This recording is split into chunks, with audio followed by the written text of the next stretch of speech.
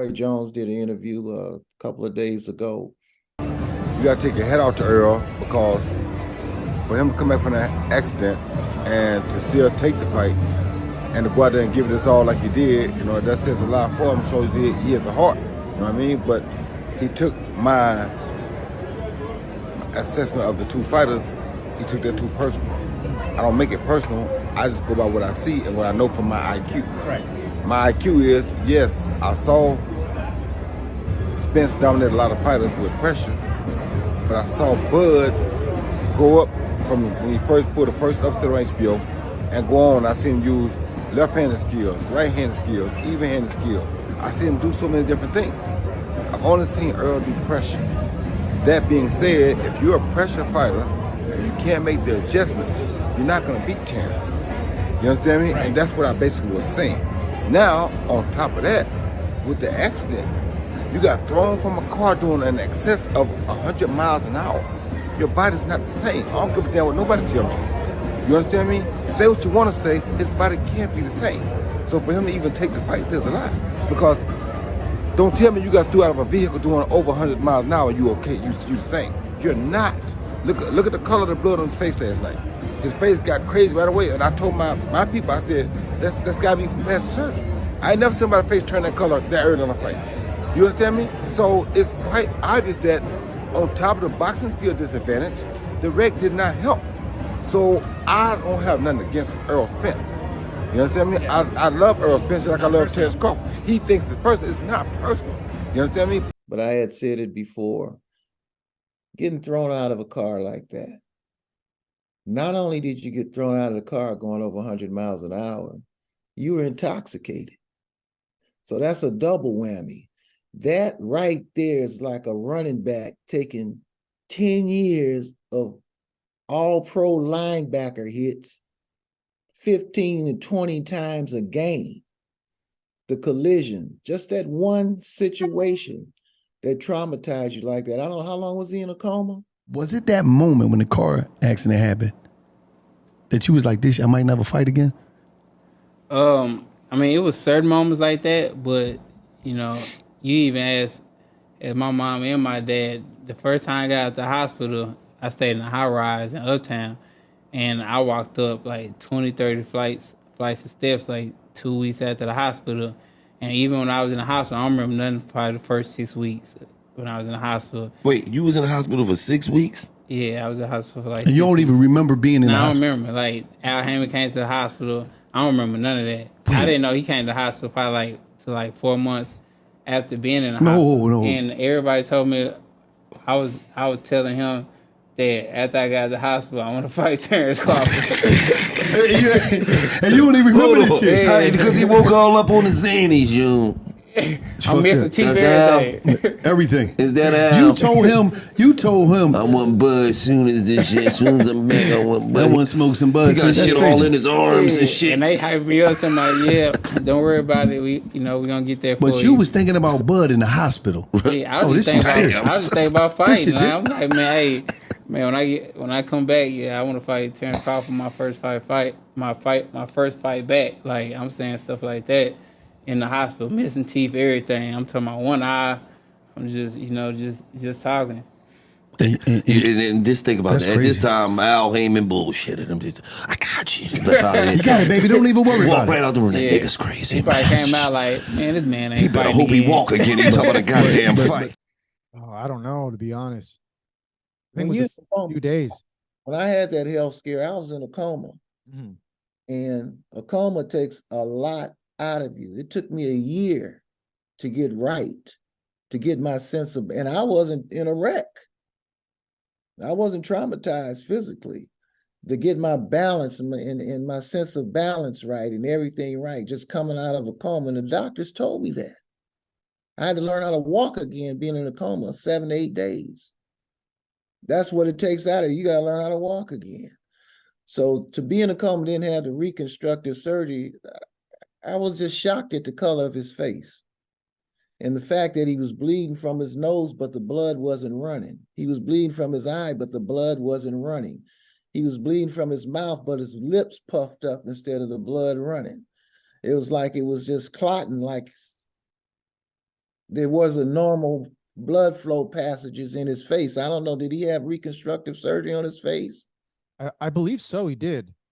So you got to look at that situation because of the way he puffed up. So those are concerns. Those are medical concerns to me. Then on top of the trauma of the wreck, and then all the training for the next two fights, the sparring. I heard that he spars 15 rounds and things like, even if he had a headgear on, he's sparring those many rounds, even if you blocking the punches and they hit you, sparring those many rounds, coming off of that type of trauma and then getting hit with those type of shots. If it was me, I wouldn't, if he was my guy, I would tell him, look, this is what you possibly could face. You could end up shuffling the rest of your life. But I can't make a decision for you. All I could do is give you the best advice, seek the best advice, seek the best ways to figure out that this doesn't happen again. There's definitely got to be some changes made. We can't go in the same way, but give yourself time. Do not jump back into that fight this year. Give yourself time. If you need to stay in condition, you could come to the gym after a couple of months and stay in shape. You can box 4 or 5 rounds with a guy, then maybe we'll get a guy in there and simulate a fight with regular fight gloves on for 4 or 6 rounds, simulate a fight and things like that. But do not go back in there this year. And so all those things that I would try to put into him to consider. Be real thoughtful about it. Don't let ego and pride get in the way. Pride comes before the fall. But only he knows how he felt. Only he knows and can play the fight back through his mind. Nobody else could do it for him. He was in there. He can play the fight back in his mind. He knows what goes on. So right now, it's definitely pride talking. But he has to settle down and let reasoning come into the equation. He has to let common sense come into the equation. Look, you're going to be a Hall of Famer, son. I believe that. You don't have nothing to be ashamed of. Nothing to be ashamed of. But at the same time, you have children that depend on you. You should do okay this fight. You should be fine for life and things like that. You have to think about your health. You have to think about what you've been through. You have to think about all the things that even before the accident, he admitted to me one time that he wasn't living the best lifestyle. And then that wasn't a big secret in the boxing world. This is irreversible damage. I had an old trainer tell me once that drinking is worse than cocaine for a fighter. And I used to warn Adrian about it and things like that. It don't take long, man. It's irreversible damage to your organs. And when your organs are damaged, your blood flows right. When it's gone, you're not getting it back. It's not coming back. You hear old fighters say, I'm in the best condition in my life at 36. No, you're in the best condition a 36-year-old can get into. You're not in the best condition a 22-year-old gonna get into. So don't kid yourself. But I think right now, and I understand, I would probably feel the same way. My pride would be bruised. My ego would be bruised. I had to eat my words. This happened in front of the world. It's not an easy thing to live with. But if Errol can hear what I'm saying, it's okay. It's okay. 5 years from now, only boxing people will be talking about it, but you will be remembered as a great fighter and a great champion. And so that's nothing to be ashamed of. In this sport, it's going to always be somebody come along better than you. If Crawford hang around too long, it'll happen to him. So I just want him to give himself time to reason, be very reasonable, to look at your children, go to the neurologist, go to the doctor, get the honest opinion. Don't get the opinion that you want to hear. Get the honest opinion from 2 or 3 of them. Tell them, look, don't tell me what I want to hear. Tell me the truth. And if they all telling you the same thing, and you willing to gamble on your health and you willing to gamble on your life because of pride, then, there's nothing I can tell you.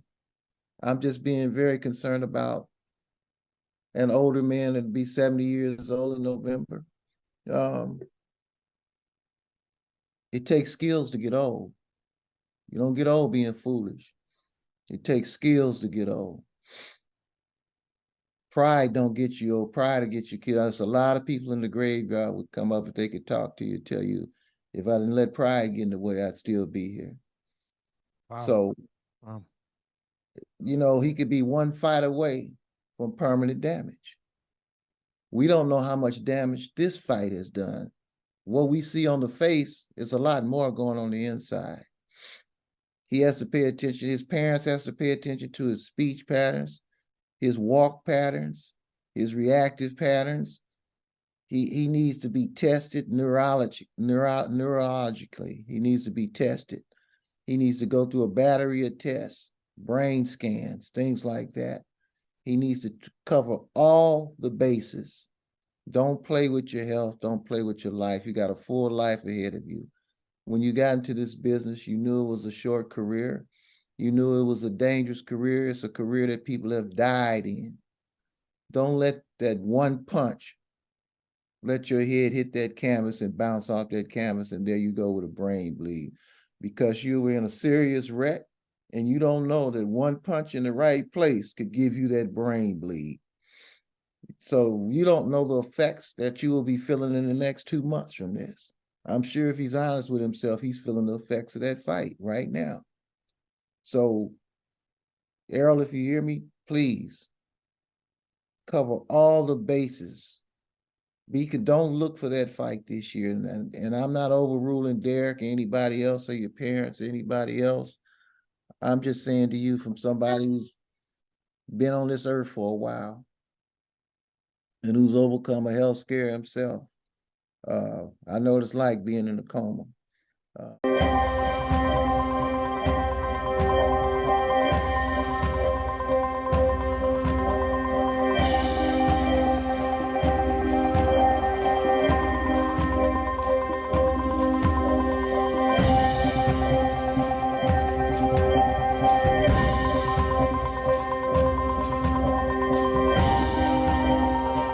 Definitely was not expecting it to be right in front of knockouts. We do hold him dear. He comes in here quite often.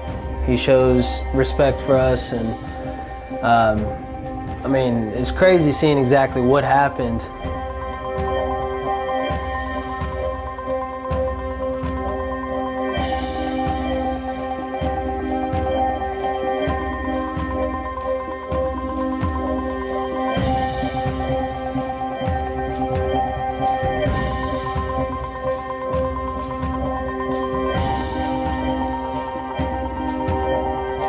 The fact that he's okay is awesome. I think God was definitely on his side, because I don't think, if I would have seen the video and not heard about him, I would have had the assumption that he might have died in the car. And then, like, that story itself, I think will be amazing on film. You ever think about things like that? Yeah, definitely. Like, I documented a lot of stuff. Like, I got videos and everything with, no teeth, playing with my kids, all that. Like, they joking with me, and my eye swollen, I got gash and everything. So, yeah, I had thought about it, and I was like, man, I wish I recorded. But at that time, I was too embarrassed to have somebody record me. Like, I was like 190 pounds. Like, my hair was growing out wild. And I was still wild too. Like, after my car crash, I was still like going out drinking and everything and having fun, partying and everything right after my car crash. To this day, I'm still like, I get nervous. And it's the fact that I'm so brave that I drive. Like, I don't be tripping. But I don't know if it's stupidity or what, but I be nervous as hell. Like, even when I'm at the red light, like, I just envision, like, a car coming and crashing into me. Or when I'm driving, like, I envision, like, I gotta stay in the middle. Like, I can't drive, like, by the wall or nothing, because I just envision somebody hitting me or something like that. Or if I'm driving past a four-way lane, like, I just envision somebody or like running the light and hitting me. And I just feel like me versus him, it don't matter who it is, I'm just gonna run him over.